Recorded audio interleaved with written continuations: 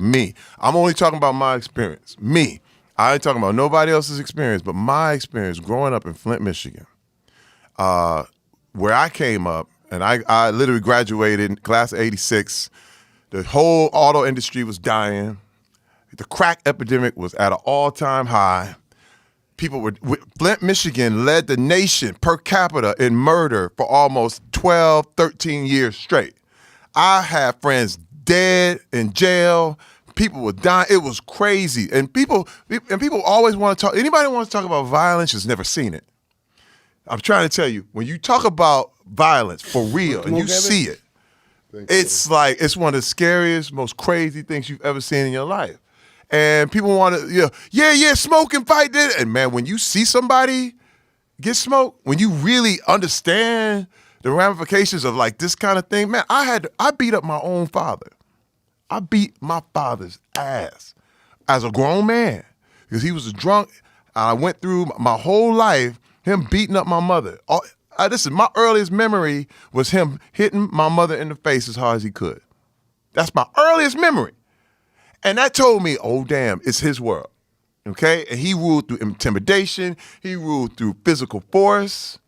And we were scared of him, man. My whole life, I was scared of my father. I peed in the bed. I was 14 years old.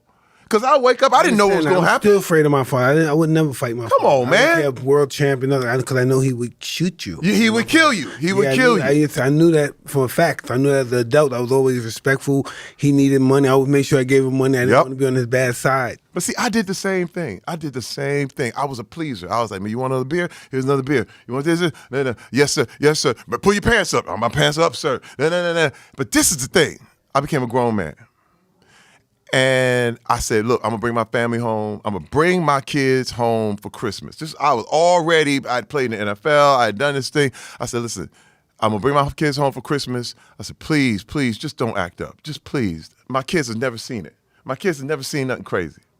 Man, I bring them home. I'm out there hanging out with my wife and my kids. I'm hanging out with my wife. We about to go out. My kids are left them at home. Man, I get a call from my aunt. Oh, my God.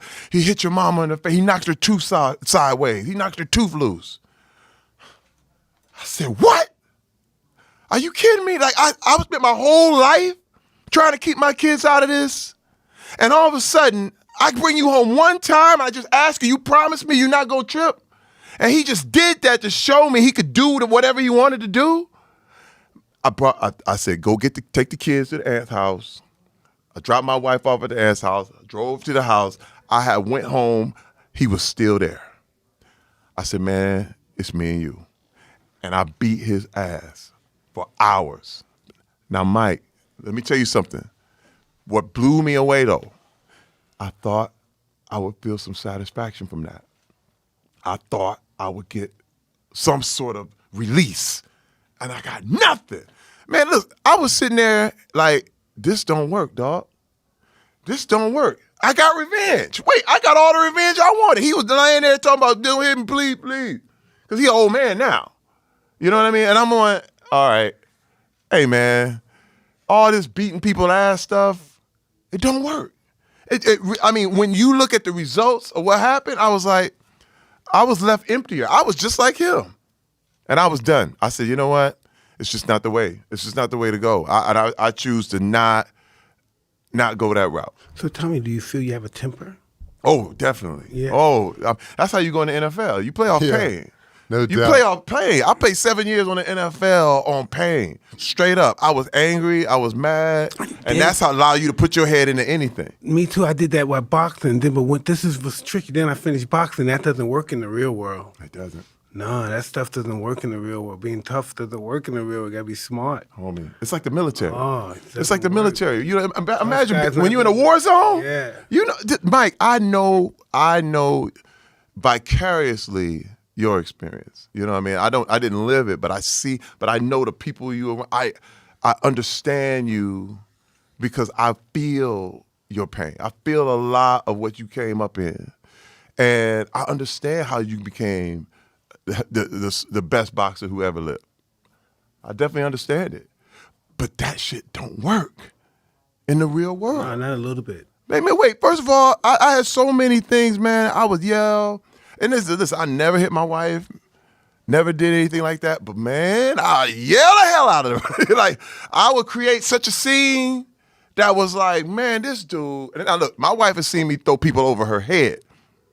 But then she was the one who told me, Terry, listen, we gonna lose everything. We gonna lose everything. I had a hairpin trigger. What you say, nigga? What you say? You know what I mean? That's all it took. And all of a sudden, I was snapping. And dude. Listen, can I tell you something to you? I'm glad Talk you to didn't me. reach that level yet. See, I was that guy tripping, hitting people because they fucking with me too much for autographs. I fucking knock them out or something, I break their fucking jaw. Next thing, but know what? I started signing those checks, and that what broke my spirit. Oh, these are getting $4 million. I don't even know these guys. $8 million. I don't know these. Who are these guys?